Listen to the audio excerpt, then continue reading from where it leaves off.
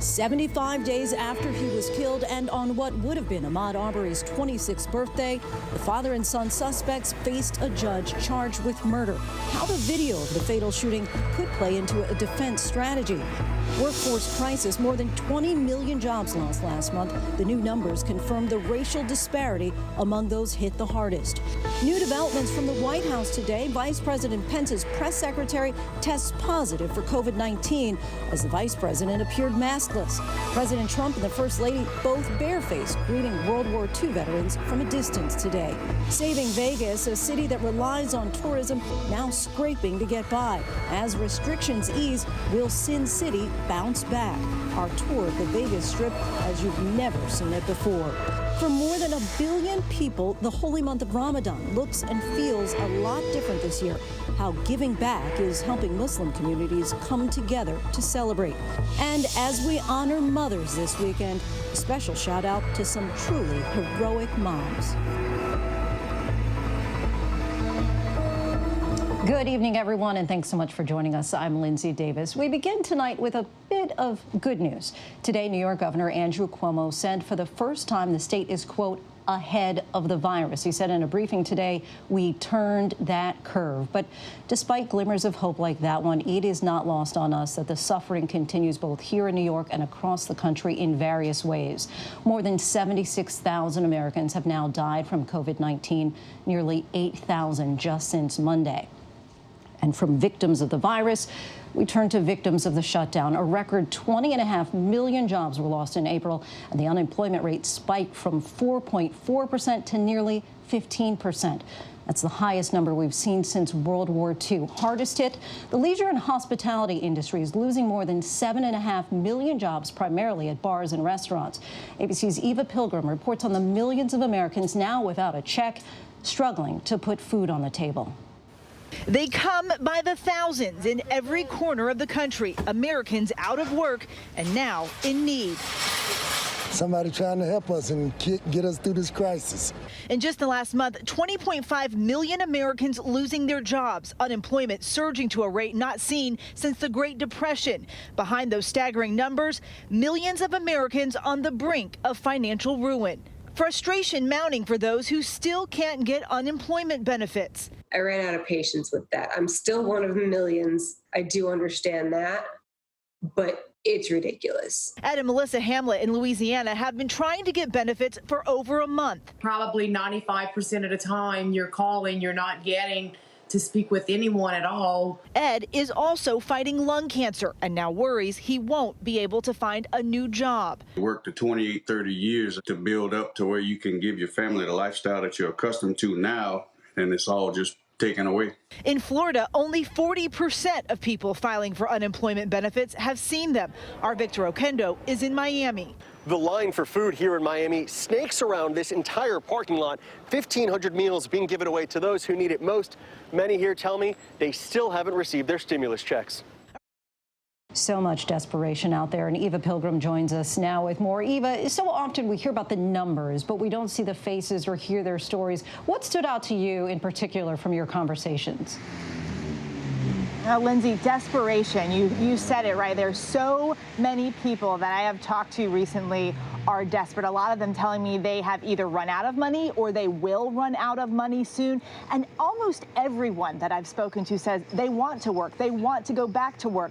Many of them are looking for jobs right now, any job. They don't care what it is. They just want to be able to provide for their families, Lindsay. Want to be able to work and make some money. Okay, Eva Pilgrim, thanks so much.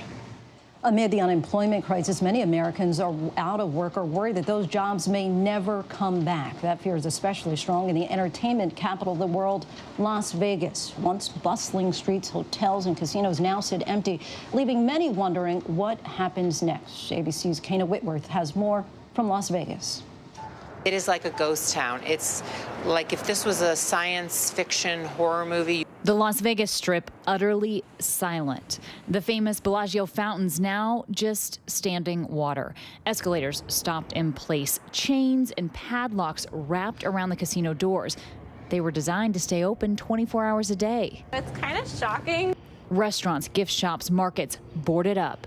Limousines and courtesy vehicles blocking entrances to hotels and casinos that normally welcome 42 million visitors. Police officers posted up every few hundred yards.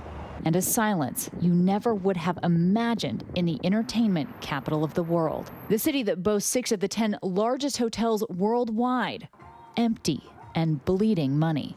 Sands Resorts estimates their properties are losing $50 million a month, but they still continue to pay their employees. And now, after 8 weeks, Las Vegas will enter phase 1 of reopening. But that does not include the casinos. Strip clubs and brothels will not be opening under phase 1. And as a reminder, gaming establishments will not reopen in phase 1. The Clark County Commissioner says 78% of the state's overall budget comes from gaming. Those proceeds fund schools, the police force, firefighters. Still, when the casinos will open remains unclear. There will be some tough conversations, and what I tell folks, it's important that we move forward, because the more folks that we can get back to their jobs, then we can start really assessing what our social service needs will be, as well as what we may have to cut at some point. Phase 1 will open up smaller venues, some restaurants and salons, but nothing on the Strip. There's no gaming and no liquor. What do you say to those people who say, this has gone on too long? So here's what I would say. We're not the only state facing this crisis. In fact, it's a world crisis. But I will tell you that we have thought, we're working on many different fronts to help, whether it's food and utilities. Everybody in our state has come together, and we will survive. We're very resilient because we do that, exactly that, come together. Almost 500,000 people have applied for benefits since mid-March, and the state unemployment rate is nearly 20%, the highest in history. The top 100 employers in the entire state are located along this 1 6-mile stretch of Las Vegas Boulevard. That shutdown impacting 450,000 people right here, leaving many to wonder if Las Vegas will ever return to normal. It's going to be a very long time before any sense of normalcy is going to return to the Strip. I have been here for 22 years. I've lived through the financial crisis, through 9/11, through the horrifying days of the mass shooting. But we came back. We were back in days. That uncertainty as to how life comes back to normal and what the new normal is terrifying for anyone in the hospitality industry. The gaming board laying out a list of safety protocols, telling ABC News in part the purpose of the policies is to give gaming licensees notice as to what is expected of them when they reopen. Gaming operations shall remain closed until the Gaming Control Board determines that operations may safely resume. The commission saying patrons cannot sit next to each other. Chairs or stools should be placed in front of every other machine. Limit the number of people at card and table games, and the casinos should have plans to address how they will disinfect cards and chips. We were all at a dance rehearsal, and everyone's phones were just blowing up left and right. Like, oh, this gig's canceled, that gig's canceled, this show's not going to be going this weekend, this show's not going to be going this weekend. It was just like all happening so fast. It was just wild. Las Vegas native Nina Kane has been performing all her life, living in the desert with her husband and 3-year-old son. They said that school was going to close, and I was really shocked about that. I picked him up, and he has not been back since. Joining forces with Devin Allaire and other performers, they created the Socially Distant Show with a goal of raising $10,000 to help other performers in need. They're halfway there, and they're sending out $200 checks as often as they can. You're not getting any unemployment, you're not getting any help, so anything like $20 to $200 is so helpful for groceries. It's helpful for your phone bill, it's helpful for your utilities. Fear for the future is evident everywhere. A city that relies on $58 billion annually in tourism dollars, now marked by large, empty theaters and convention centers. We have to ensure the rest of the world that we're comfortable and we're ready for them to come back, and that's really our priority right now. Vegas is the entertainment capital of the world. We need them to come back. They're going to have to get creative, but you have some of the most creative producers, minds in the city, and it made like a little bit different than you're used to, but it's going to come back and it's going to be better than ever. And I have full faith in everyone that that's going to happen. Kana Whitworth, ABC News, Las Vegas. Got to keep that faith, and our thanks to Kana for that. Turning now to Washington, where today we learned of another COVID-19 case at the White House. Now, Vice President Mike Pence's press secretary has tested positive for the coronavirus. This comes just one day after one of the president's personal military valets also tested positive. ABC's chief White House correspondent Jonathan Karl with the response now from the president. For the second day in a row, the White House has revealed a person close to the president has tested positive for coronavirus. This time, it's the vice president's press secretary, Katie Miller, who also happens to be married to Stephen Miller, one of the president's closest advisors. She's a wonderful young woman. Katie, she tested very good for a long period of time, and then all of a sudden today she tested positive. She hasn't come into contact with me. This comes a day after word of one of the president's personal valets, a military service member who serves his food, tested positive. The president said he's not worried, and his chief of staff defended White House safety protocols. So are you taking additional steps here at the White House in the latest? Yeah, we're taking very official steps. Mark, do you want to discuss that? We've already put in a few protocols that we're looking at, and I can tell you this is probably the safest place that you can come to. Among the additional steps, officials say, are additional cleanings of the White House and daily testing of staff. The president was asked today why White House officials are still not wearing masks. Is there a reason why people just aren't wearing masks at the White House? Well, they are. People that are serving me are. We have not seen anyone wear a mask around you, sir, in the last 2 weeks. So I can speak to that. You know, as we look at this, the people that are in close proximity to the president obviously have tested negative. The president pointed to the official White House photographer, one of the very few staffers today seen wearing a mask. President Trump himself has not yet worn a mask in public. Today, he commemorated the end of World War II, standing next to veterans in their 90s. They were kept at a distance. Did you consider wearing a mask when you were with them, given their... No, because I was very far away. I appreciate the question. I had a conversation with everyone, but we were very far away. You saw. Plus, the wind was blowing so hard in such a direction that if the plague ever reached them, I'd be very surprised. It could have reached me, too. You didn't worry about me. You only worried about them, and that's okay. No, the wind was howling. And Jonathan Karl joins us now. John, is the White House giving any indication at all or any guidance about Stephen Miller's health, given his wife testing positive, and also how closely he works with the president? The short answer is no. We know that his wife, Katie, who tested positive, will be quarantined for 14 days. I asked officials today if that would also apply to her husband, Stephen. No answer on that. But you got to keep in mind, Stephen Miller is one of the president's closest advisors. He has been at the White House from the start. He is somebody the president relies on. Clearly somebody who has a lot of contact with the president. All right, Jonathan Karl, thank you for that. We turn now to major developments in the shooting caught on tape that's sparking a national conversation. Two suspects, a white father and son, are now charged with the murder of 25-year-old Ahmaud Arbery, an unarmed black man. Tonight, we're learning more about another man at the scene. ABC's Steve Osinsami has the latest. This is the moment that many felt was months overdue. Within 36 hours of taking over this case, state investigators arrested Gregory and Travis McMichael, accusing them of aggravated assault and the murder of this young man, 25-year-old Ahmaud Arbery, seen here in February, jogging towards his death on a street in South Georgia. I'm very comfortable in telling you that there's more than sufficient probable cause in this case for felony murder. The father and son made their first court appearance today. As a former law enforcement officer, Gregory McMichael is well known in the local courts, which led to two prosecutors here removing themselves from the investigation. You're charged with part of the crime of felony murder. Police say the McMichaels are the men with guns in the shocking cell phone recording. They told police that Arbery looked like this man seen in these surveillance images from some time before the shooting, given to ABC News by a local lawyer. He says the person here is suspected of breaking into homes in this mostly white suburban neighborhood of Satilla Shores. But according to a local newspaper, the only report of any burglary since January was a gun stolen from a pickup truck outside the home of one of the McMichaels. I'm out here at Secilla Shores. There's a black male running down the street. The video shows them killing Arbery in the street, but people who back the McMichaels say it was Arbery who started fighting. The outrage over it all is pouring onto the streets. Arbery would have turned 26 years old today.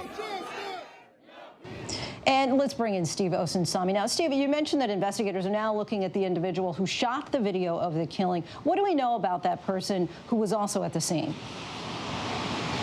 So right now, we don't know his connection to the two men who have been arrested. That has not been made clear.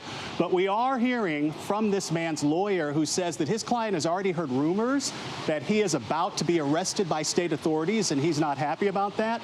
He claims that he has worked with investigators, that he gave them his phone even, that he let them know about the video, that he has cooperated fully with the investigation, and he is hoping tonight that state investigators will clear his name. Lindsay? He has not said why he shot the video, correct? He has not. He's not explained why. We've heard lots of reasons why. We know that neighbors in that area were concerned about someone who they thought was breaking into homes, and so there was this effort to find that person who is seen on surveillance video in the piece that we just showed, who's seen on surveillance video at a construction site. But it's not clear what his relationship is exactly.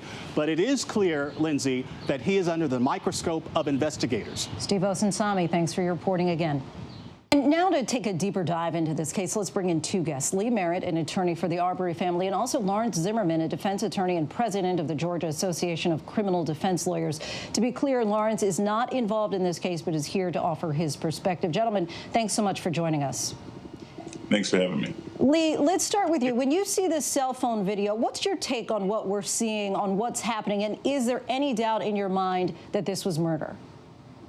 Now, there's no doubt in my mind that this is murder. Unfortunately, we're only dealing with just a part of the investigation. The truth is the original investigation never took place. So right now, the Georgia Bureau of Investigation is completing a more thorough investigation so we can get all the facts surrounding the tape. The tape speaks for itself.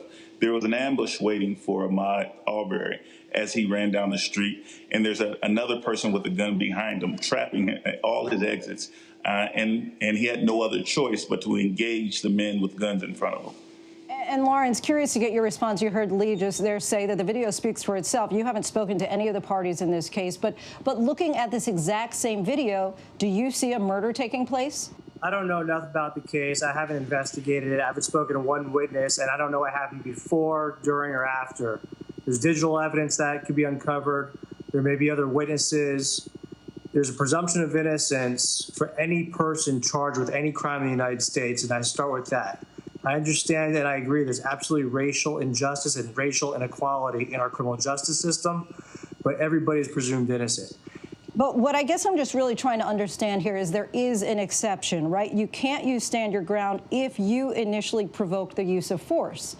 So it seems, based on the video, based on what we've seen as so far in the evidence, that Mr. Arbery was out for a jog, right? And so he wasn't looking for a fight. He didn't bring the gun to the fight. So I'm just trying to understand if that would be a viable option.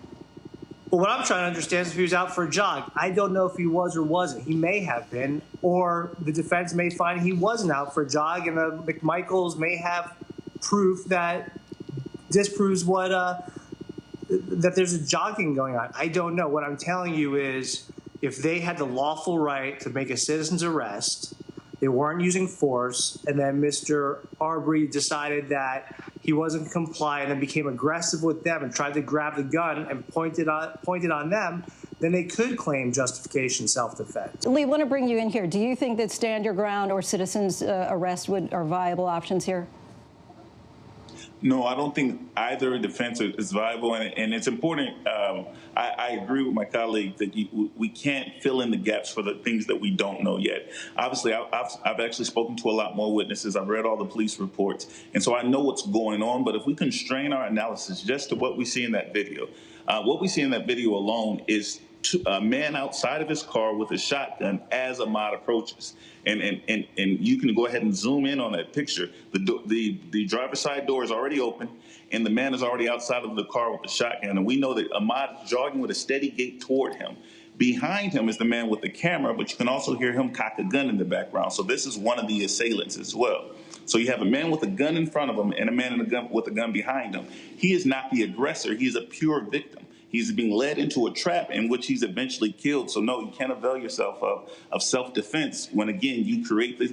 Even if you claim to be performing a citizen's arrest, put the guns away, follow him at a safe distance, call law enforcement. And Lee, I want to stick with you for a moment. A lot of people think that this is a hate crime without knowing any of the facts surrounding it. It's a really racially charged case. What's your response to people who are saying that this was motivated entirely by race?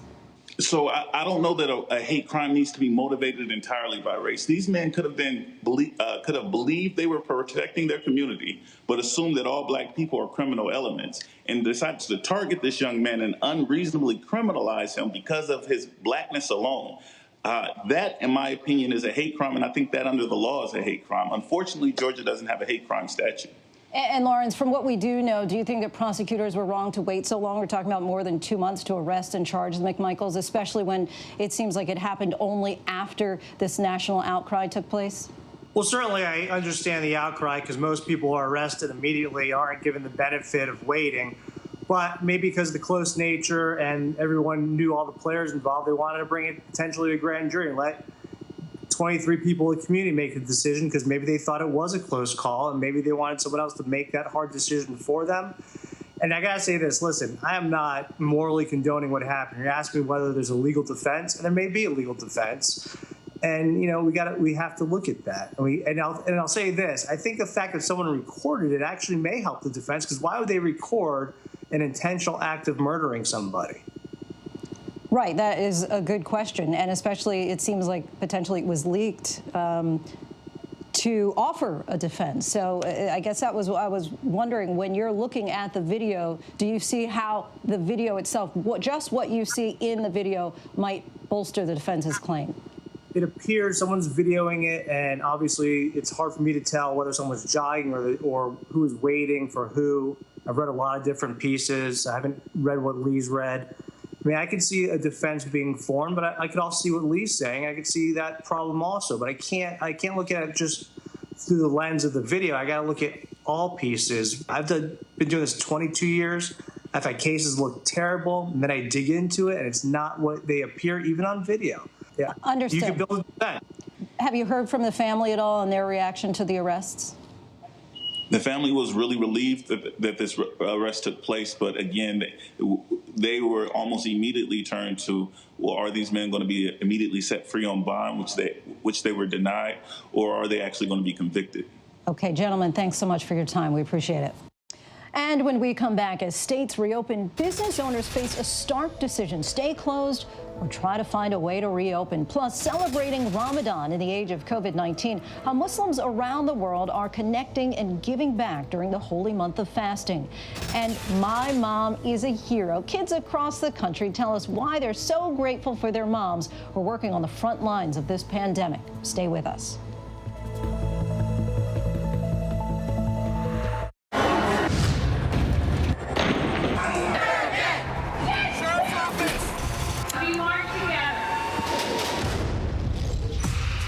Powerful stories of our time, anytime. Nightline. Your mom said, comb your hair. Your dad told you, smarten up. Your dog is judging you right now. And your best friend just called you crazy. We all need someone who'll pull no punches and give it to us straight. Now imagine getting your news like that. No bull, no spin, just give it to me straight. Straightforward news. Straight to the heart of the story. ABC News, straightforward. The Americans here on the ground and the Iraqis. 18,000 tons. Patatas. Ismail? David. Over ground zero from Hurricane Michael. You can see just home after home. David, nice to meet you. This was your view. My favorite view. Thank you very much. Thank you. Good morning, sunshine. Good morning. Good morning. Oh, I'm grateful you woke up this morning. Good morning, sunshine. Good morning, sunshine. We've been waiting for you. Say good morning. Good morning, sunshine. In America. Say good morning. I want you to wake me up. Right now, how do you make sense of it all? Now, afternoons on ABC, one place with the good information you need. We are all in this together, and we're going to get through this together. Pandemic, what you need to know. Afternoons at 1 Eastern, 12 Central and Pacific on ABC.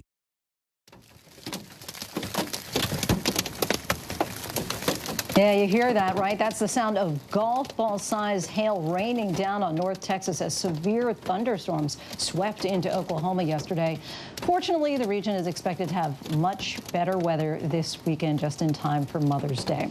When Texas Governor Greg Abbott gave the all-clear for salons and barbershops to open, many saw it as a light at the end of a long COVID tunnel. But with infection rates in Texas now on the rise, some business owners are choosing to remain closed. Others say they have no choice but to open or go under. ABC's producer Jim Scholes and photojournalist Juan Renteria met a shop owner in Richardson, Texas, who is opening his doors, ready or not.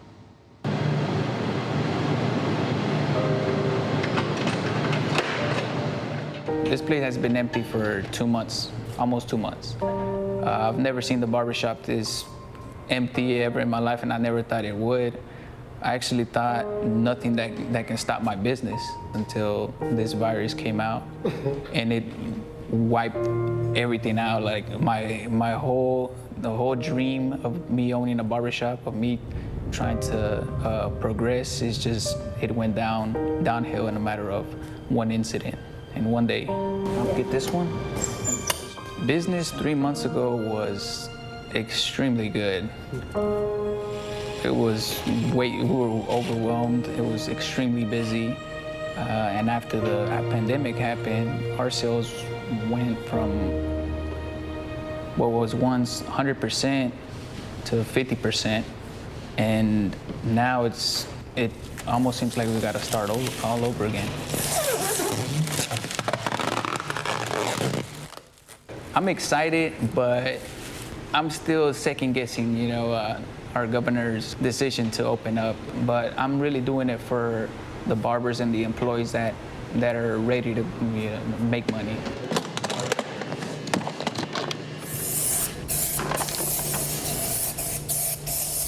It's going to be a new me.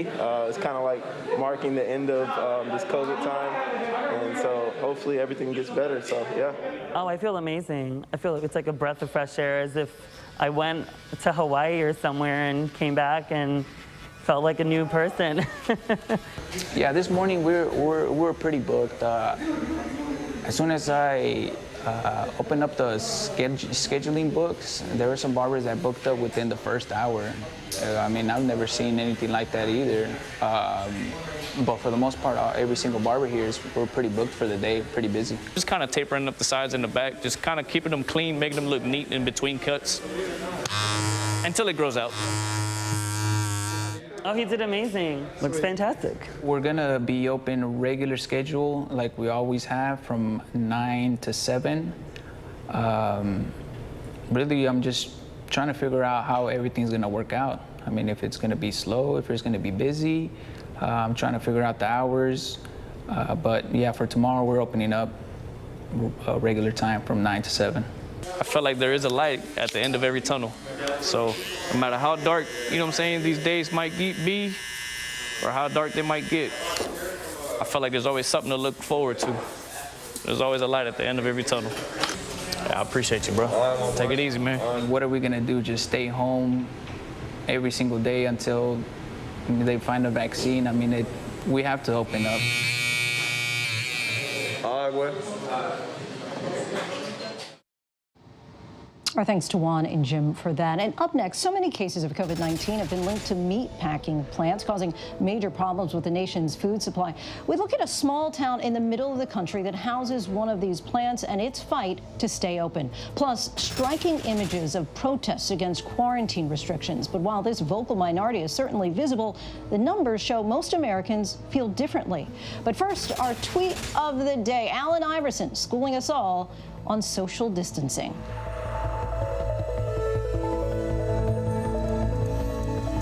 In times like these, the news-making events happen here. ABC News. President Trump meeting face-to-face with one of the world's most brutal dictators, Kim Jong-un. The president. Do you trust him? I do trust him, yeah. I think he trusts me, and I trust him. Ivanka Trump. I have to ask you about your emails. Your father had taken Hillary Clinton to task for this. There just is no equivalency. So the idea of lock her up doesn't apply to you? No.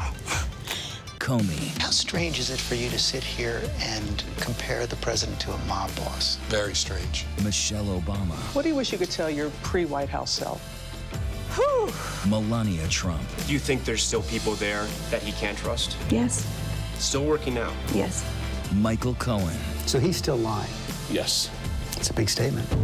And now, in a year with so much on the line, we're right there. Good evening tonight from Washington, a very busy news night. America's #1 news source, ABC News, straightforward.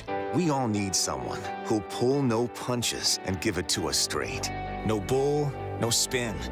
Now, imagine getting your news like that. Just give it to me straight. ABC News, straightforward.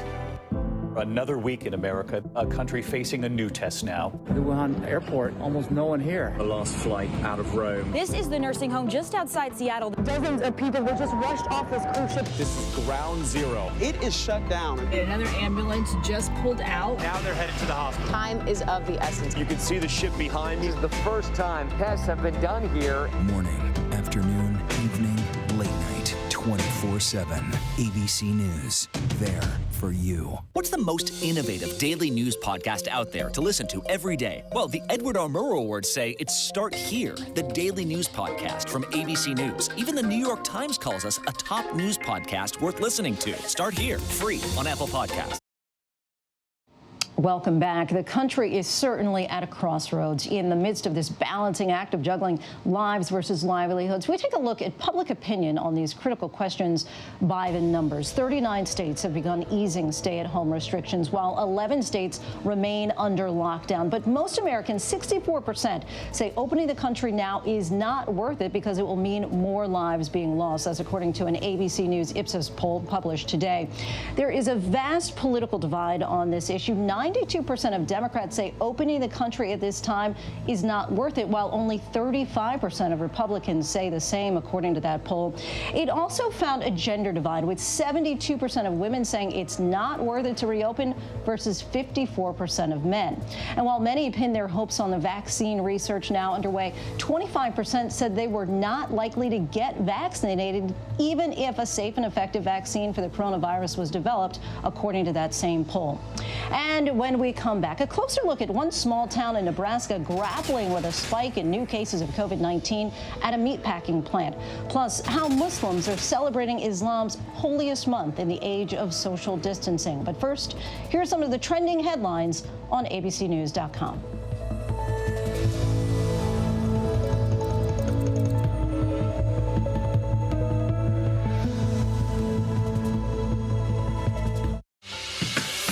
Seeing right now, this is part of the eye wall. This procession of migrants goes back 2 miles. There is going to be catastrophic damage. This fire has made a run. You can see those flames shooting up into the sky. We are on the jam-packed red carpet. To the right, guys. So this is the 4th weekend of protest.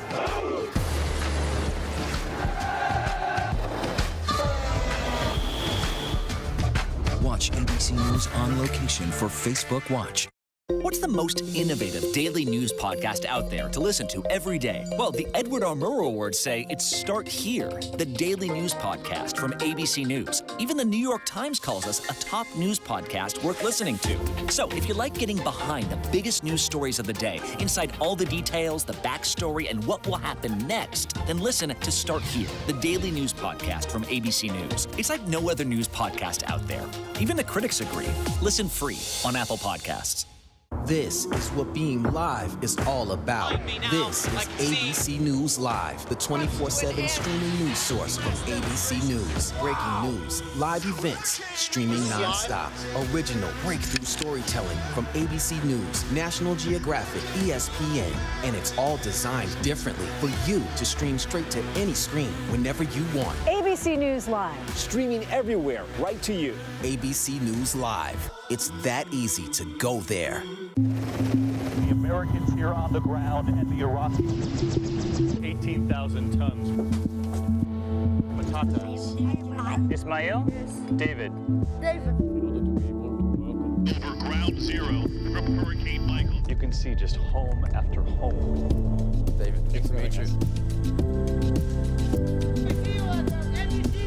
This was your view. My favorite view. Thank you very much. Thank you.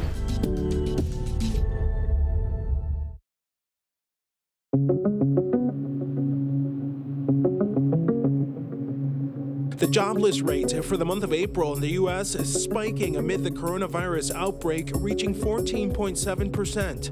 In March, that number was less than 9%. More than 20 million Americans out of work last month alone. One thing we could do is a payroll tax cut. It comes as at least 44 states are phasing in reopenings this week. Senator Ted Cruz got a haircut today by Dallas salon owner Shelley Luther. The state Supreme Court ordered Luther be released from jail after being sentenced for opening her business during the state's shutdown order. I'm glad that the governor clarified that nobody should be sent to jail for violating the terms of the order. Vice President Mike Pence is in Iowa. The trip is part of his tour to visit businesses helping in the pandemic. It comes as the White House confirms a member of the vice president's team has tested positive for COVID-19. She hasn't come into contact with me. Spend some time with the vice president. It's, I believe, the press person, right? Say press person. So she tested positive out of the blue. This is why the whole concept of tests aren't necessarily great. It is the second positive case known in the past 2 days within the White House. I understand Mike has been tested, vice president, and he tested negative. In Hong Kong, the latest fight against Beijing's influence. Lawmakers dragged off the floor.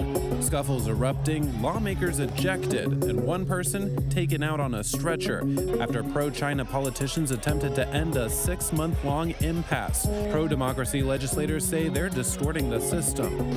Communist Party doing things. They know when they know that the power is challenged, they will use every means. They will use every means to distort the system to suit its needs. New protests there breaking out in the streets. In Albuquerque, New Mexico, an unforgettable trip to the ATM for one teenager. Jose Nunez noticed a bag filled with $135,000 in cash. He took it to police, and for doing the right thing, the police department offered him a job as a public safety officer. And welcome back. The USDA announced today that 14 meat processing plants are reopening this week after enacting new safety and social distancing measures based on federal guidelines. So we wanted to take a closer look at one small town that's been grappling with a spike in infections, with many cases centered around one of those meatpacking plants so critical to the nation's food supply. ABC's Marcus Moore traveled to Grand Island, Nebraska for this report.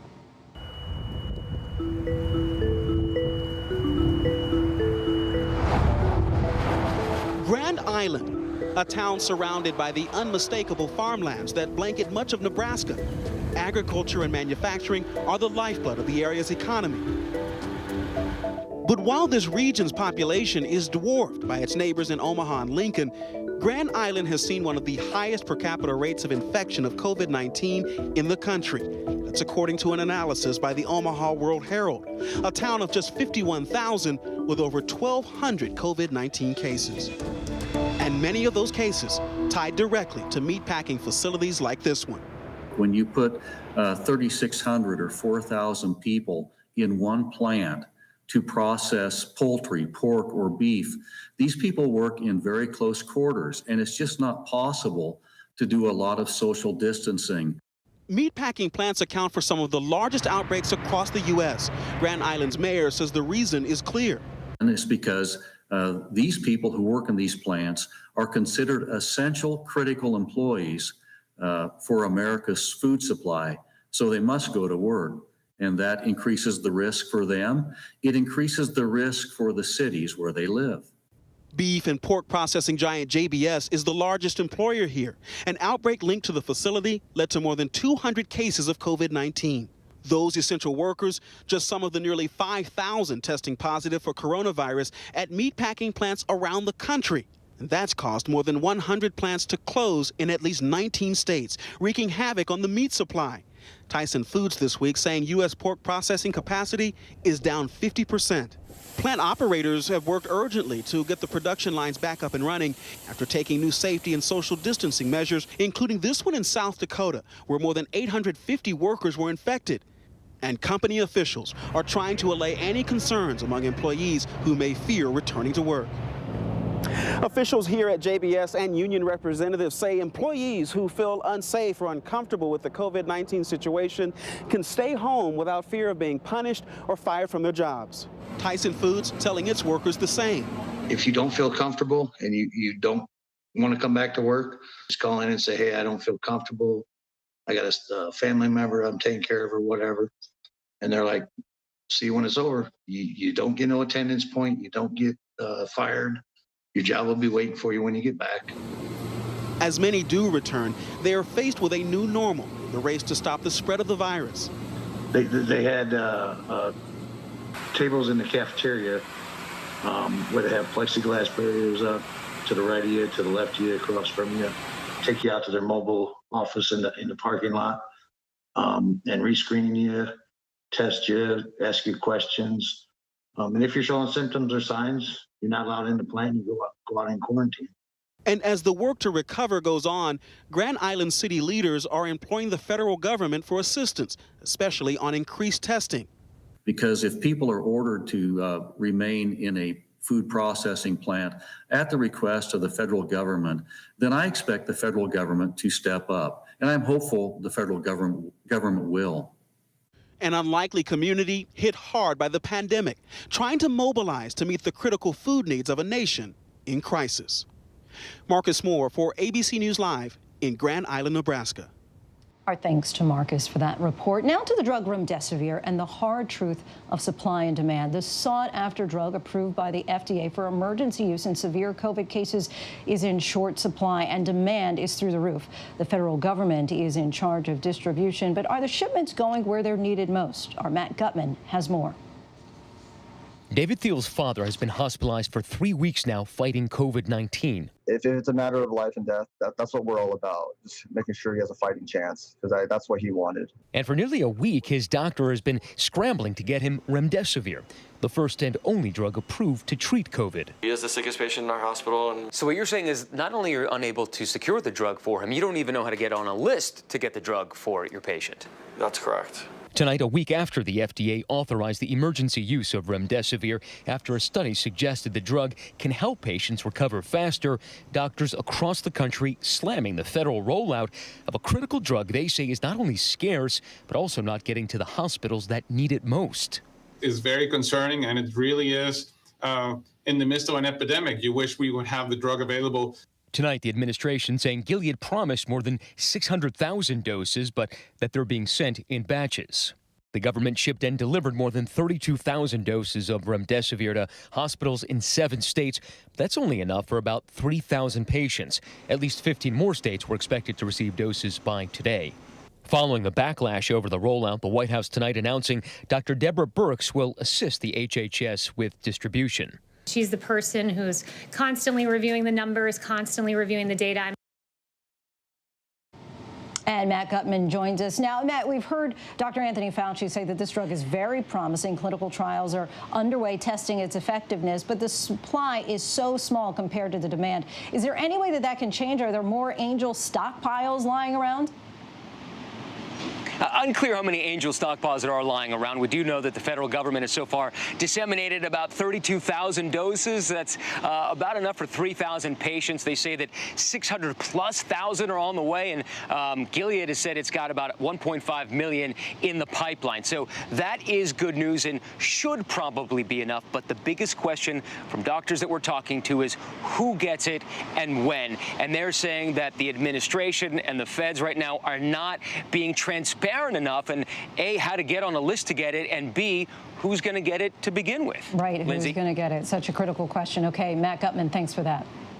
As you might suspect, Muslims in the U.S. are celebrating the holy month of Ramadan a bit differently this year as the pandemic has disrupted time-honored traditions and kept members of the community from gathering together.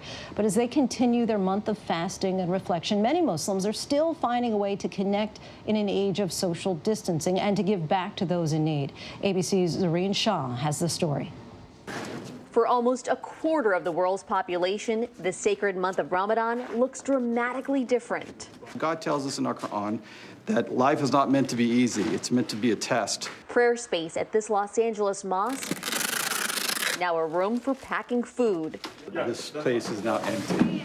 And as a result, we've had to adapt. At the Islamic Center of Southern California, volunteers like Omar Ricci are stepping up to provide for the less fortunate. Here. That's 3 and under. 3 and under. 3 and under, and that's and this is family 4, 5, or 6. Yeah. Gotcha. For Muslims, Ramadan is a time to elevate their spirituality, patience, and giving. The act of fasting, connecting them to people who often go without food. And it is during this month that Muslims believe that the Quran was first revealed to the Prophet Muhammad, and it was designated by God in the Quran that Muslims shall fast from sunrise to sunset. But COVID-19 has made the community aspect of Ramadan challenging. These are worshipers at Islam's holiest site in Saudi Arabia before COVID-19 hit, compared to recently with the Kaaba closed to travelers.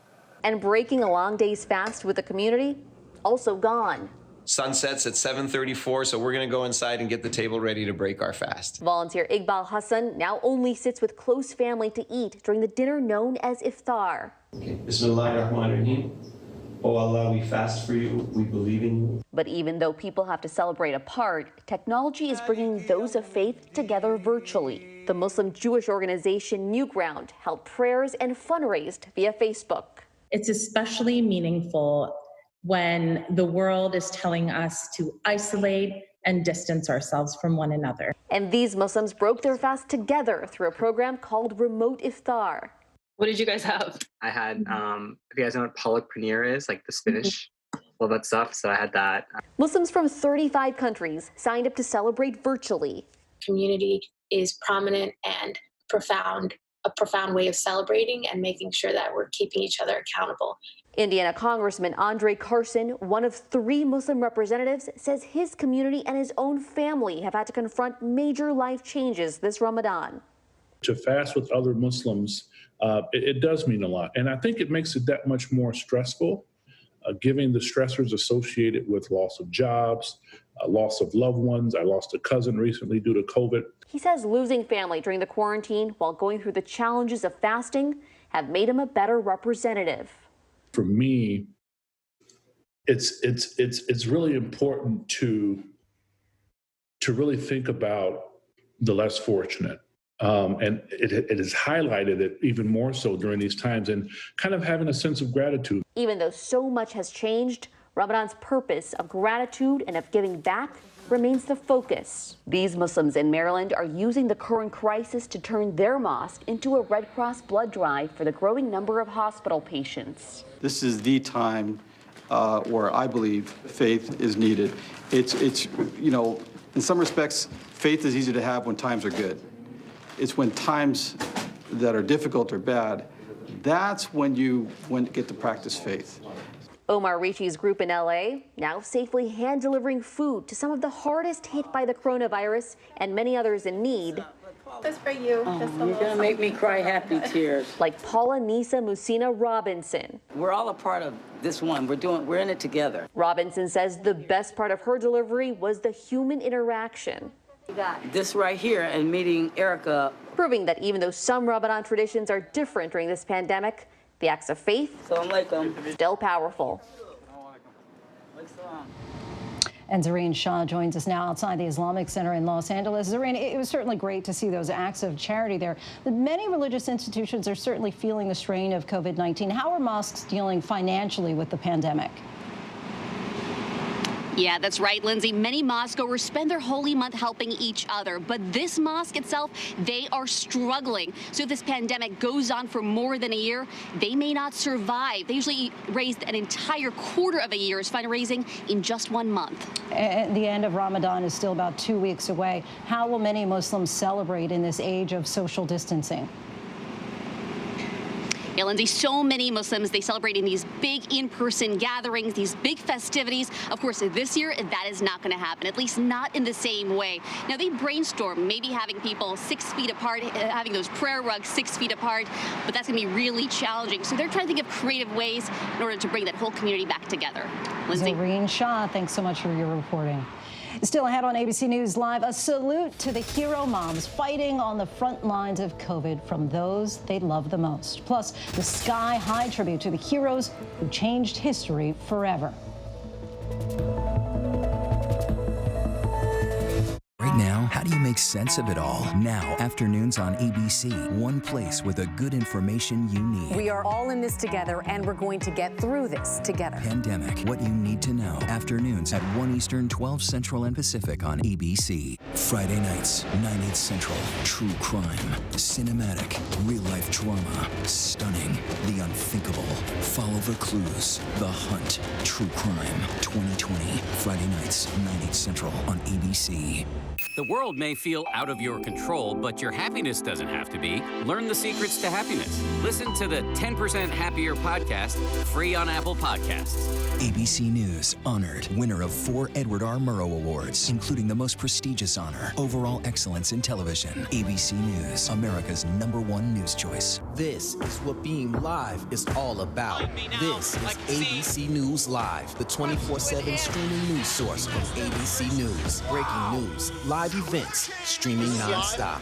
Original breakthrough storytelling from ABC News, National Geographic, ESPN, and it's all designed differently for you to stream straight to any screen whenever you want. ABC News Live. Streaming everywhere, right to you. ABC News Live. It's that easy to go there. Good morning, sunshine. Good morning. Good morning. Oh, I'm grateful you woke up this morning. Good morning, sunshine. Good morning, sunshine. We've been waiting for you. Say good morning. Good morning, sunshine. In America. Say good morning. I want you to wake me up. ABC News, America's #1 news source. Straightforward news, straight to the heart of the story. ABC News, straightforward.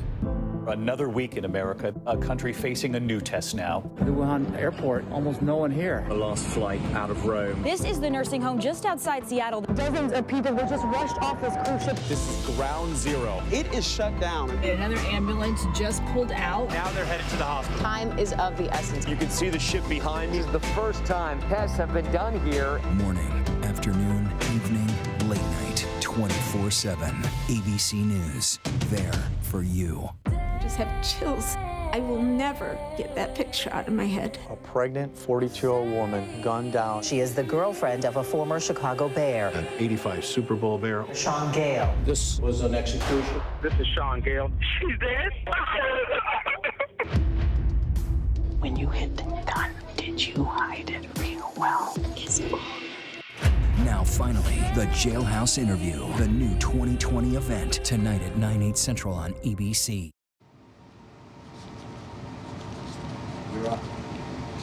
Amazing images from the sky today in London. The Royal Air Force's elite Red Arrows performed a special flyover to celebrate the 75th anniversary of VE Day. Hashtag VE Day at home trended across the UK as people marked the event at home amid quarantine.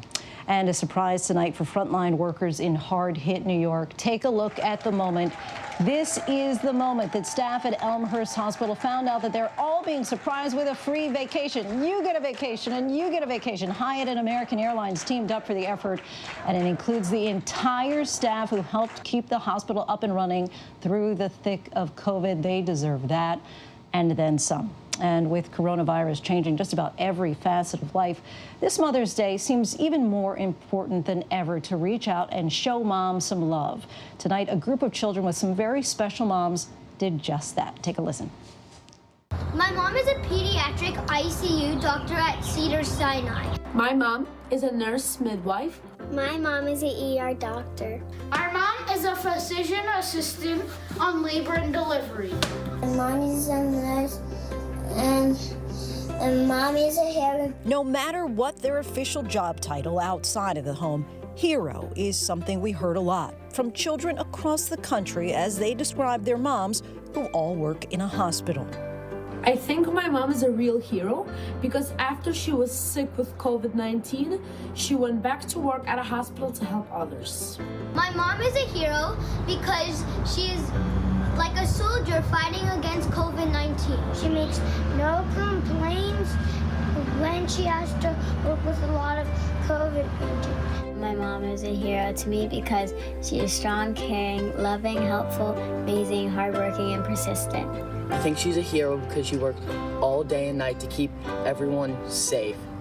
Our mom is a hero because she dedicates her time to teach people. We love our mom because after really busy work days, she gets really tired, and we're still gonna need help with a lot of things.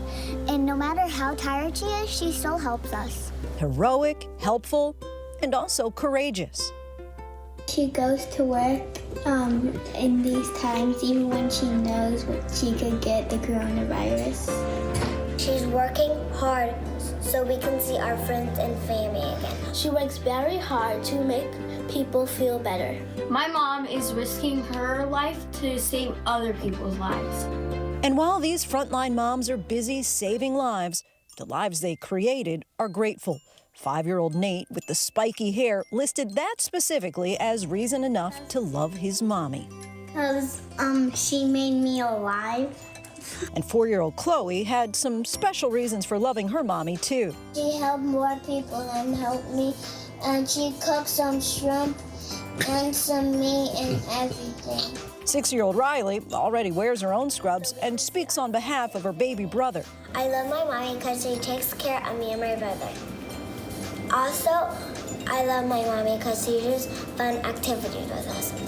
All the fun activities and the hard work, too. To the moms who cook, protect, provide, kiss it and make it better. To Mom the adventurer, the comforter, Mom the teacher.